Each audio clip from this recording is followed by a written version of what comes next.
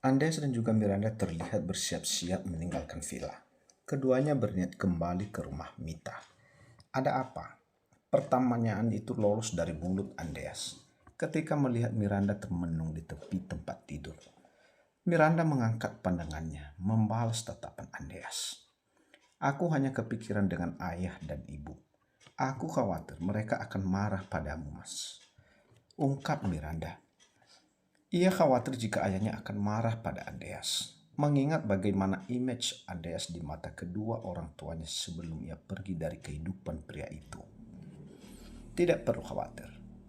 Aku tidak masalah jika ayahmu akan marah padaku. Jangankan menghadapi kemarahannya. Menghadapi pukulannya pun sudah pernah aku rasakan. Niat hati ingin menenangkan istrinya agar tak lagi mencemaskan dirinya di hadapan orang tuanya kelak.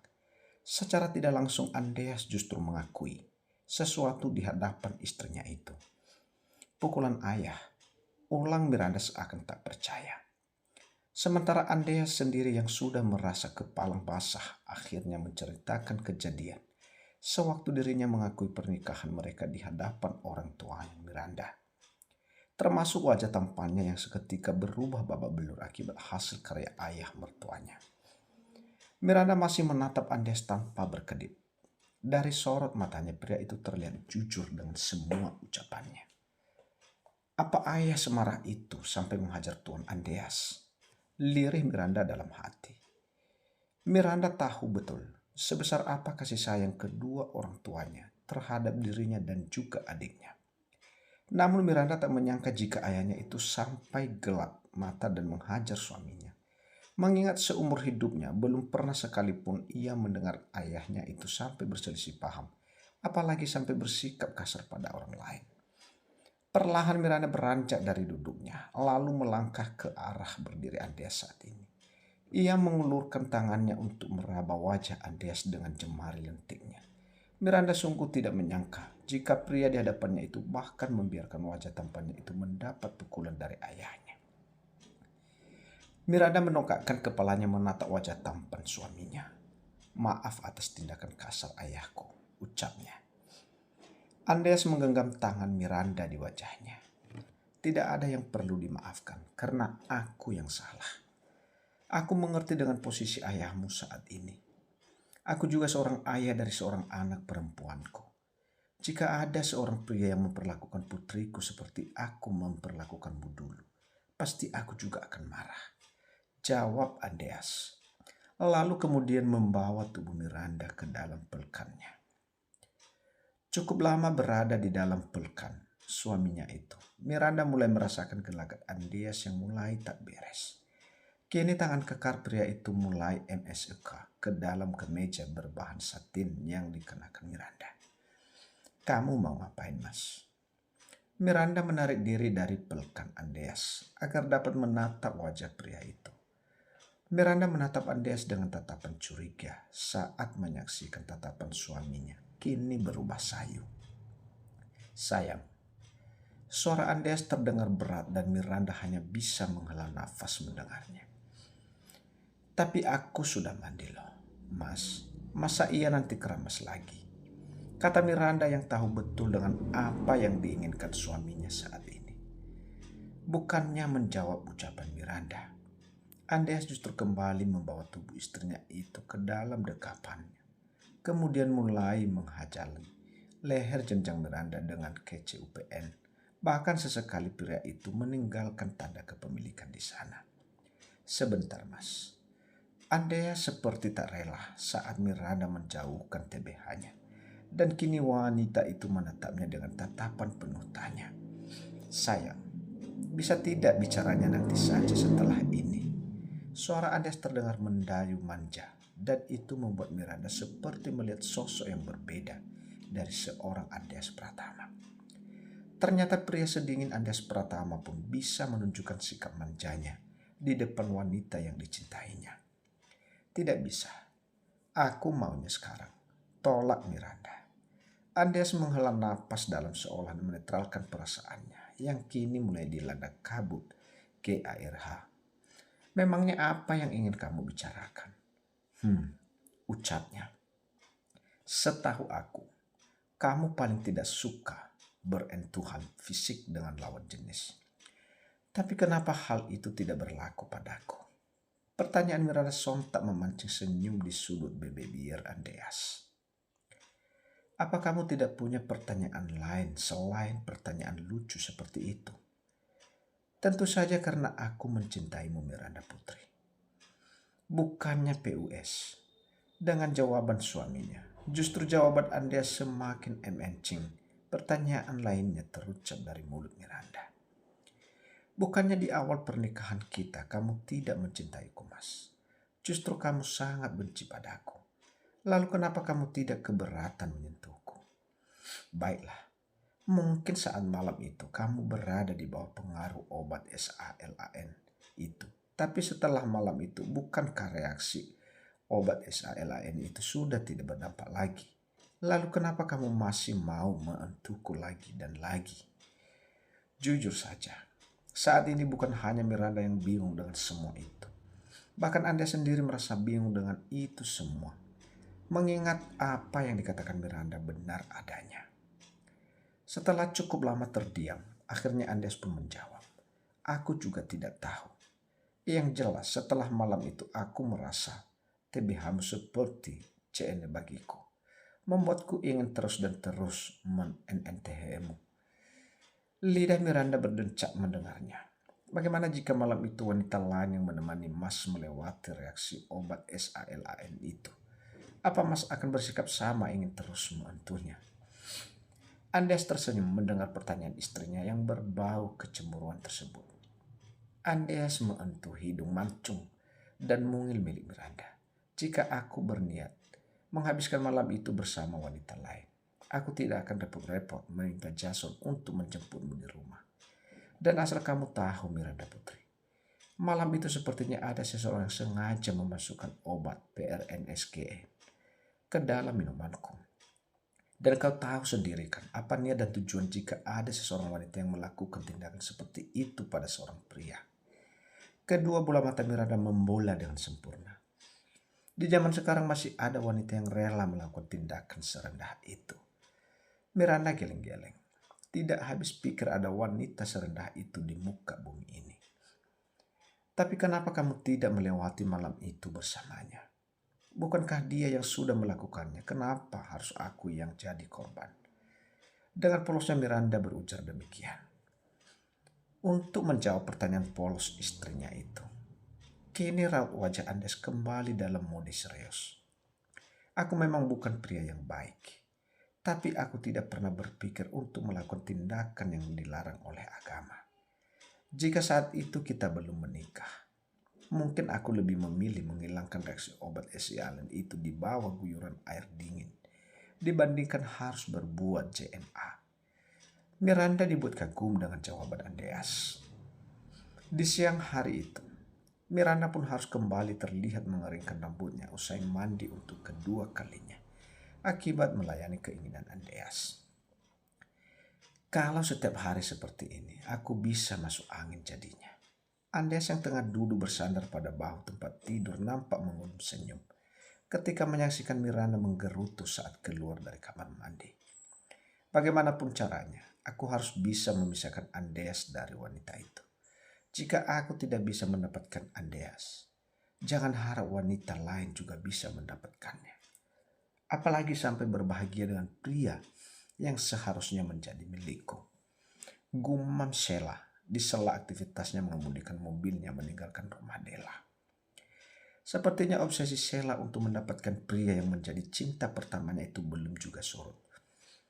Meski tak terhitung sudah berapa kali ia mendapat penolakan dari Andreas.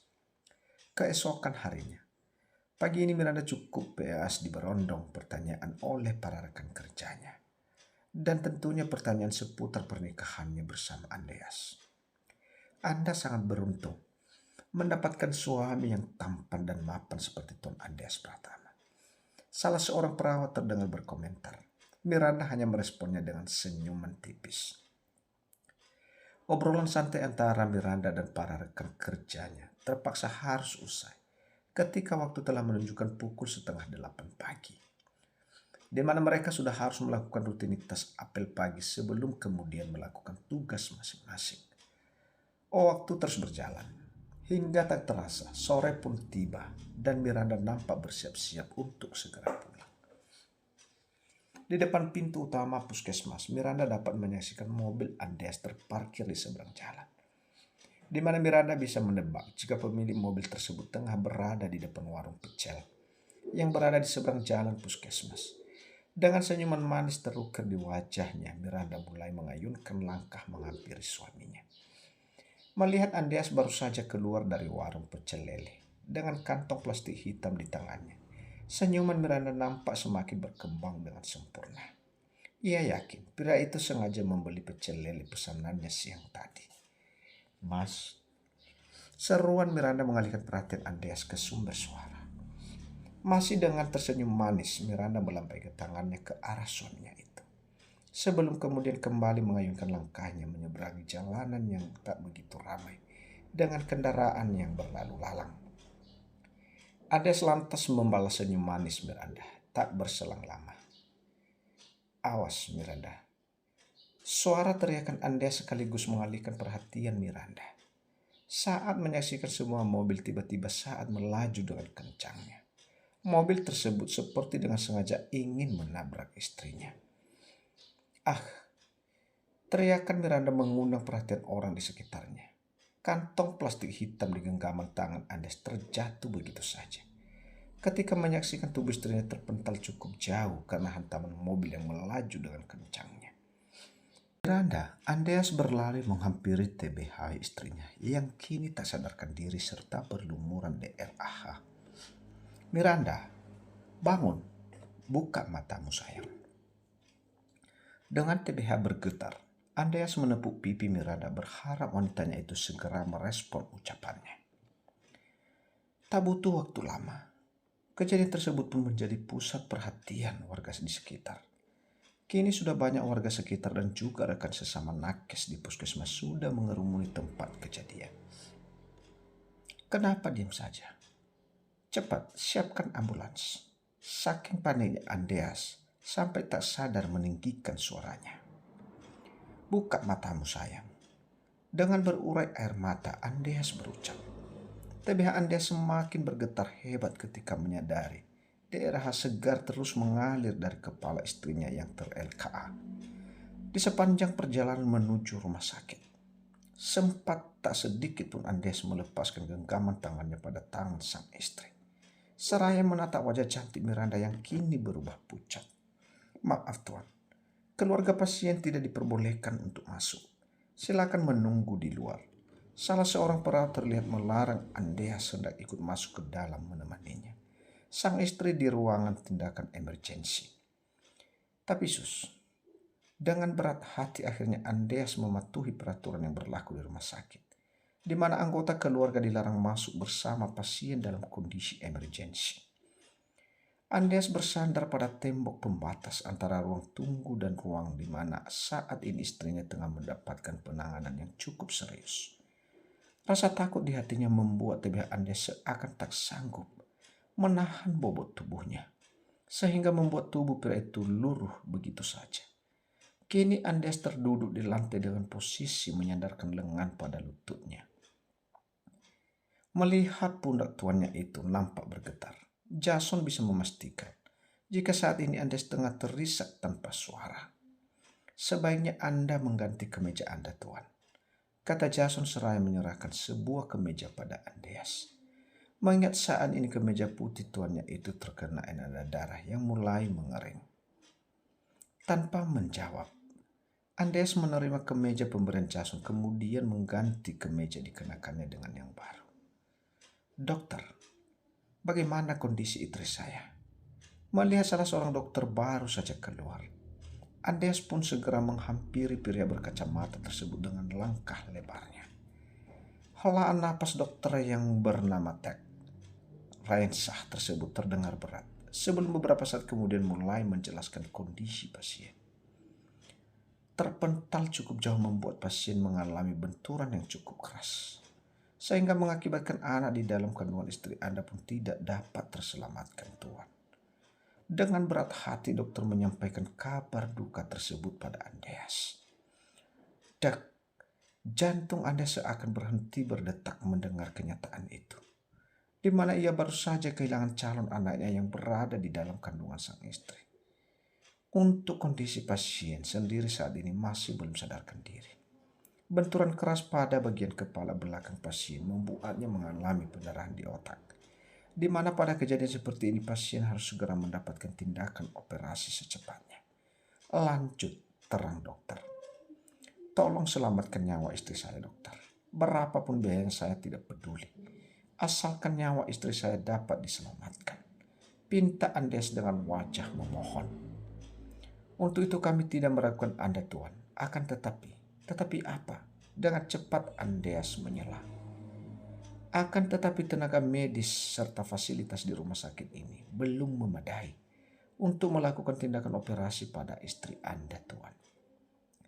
Jadi kami sarankan agar Anda segera membawa istri Anda ke rumah sakit besar untuk mendapatkan tindakan operasi. Saran dokter. Tanpa mengulur waktu, Andreas segera memerintahkan Jason untuk menyiapkan jet pribadinya guna kembali ke ibu kota sekarang juga. Sepertinya Tuan Andreas sangat mencintai istrinya. Komentar Suster Nini yang sore hari itu turut mengantarkan Miranda ke rumah sakit. Tepat pukul 5 sore, jet pribadi milik Andreas mengudara untuk kembali ke ibu kota. Dengan didampingi oleh beberapa tenaga medis, kini Miranda diterbangkan ke ibu kota guna mendapatkan perawatan yang memadai. Di sepanjang perjalanan, tak sedikit pun Andreas berpaling dari wajah cantik istrinya, yang kini terlihat pucat seperti tak dialiri darah. Mas, seruan Miranda yang disertai dengan senyum manisnya masih terbayang di benak Andreas. Pria itu sungguh tak menyangka senyuman manis istrinya tadi merupakan senyuman terakhir sebelum kini wanita itu tak sadarkan diri. Buka matamu, Miranda. Buka matamu. Membuat Jason teringat kembali saat di mana tuannya itu begitu terpuruk ketika kehilangan mendiang istrinya Donna. Iya Tuhan, Tuan Andreas adalah pria yang baik. Aku mohon jangan biarkan beliau kembali merasakan kehilangan seseorang yang begitu dicintainya untuk kedua kalinya. Seutas doa dipanjatkan Jason, tulus dari lubuk hati terdalam. Ia tidak tega jika harus kembali menyaksikan Andreas dalam keadaan terpuruk akibat kehilangan orang tercintanya. Sementara di ibu kota, kedua orang tua Miranda serta adiknya Anin terlihat sudah berada di rumah sakit menunggu kedatangan putrinya setelah beberapa saat yang lalu mendapat kabar menyedihkan dari menantu mereka. Suara siren ambulans yang baru saja tiba mengalihkan perhatian ayah, ibu dan juga Anin. Menyaksikan Andreas turun dari ambulans, meyakinkan mereka jika saat ini Miranda berada di dalam ambulans tersebut. Oh Tuhan, putriku. Ibunya Miranda kembali terisak ketika melihat tiga putrinya yang baru saja diturunkan dari ambulans, lengkap dengan alat bantu pernapasan serta berbagai macam alat medis lainnya yang melekat pada TBH-nya yang saat ini tidak sadarkan diri. Berbeda dengan ibu, ayahnya Miranda justru menampilkan wajah tegar. Walaupun kenyataannya hatinya merasa seperti ditombak ketika melihat kondisi putrinya saat ini.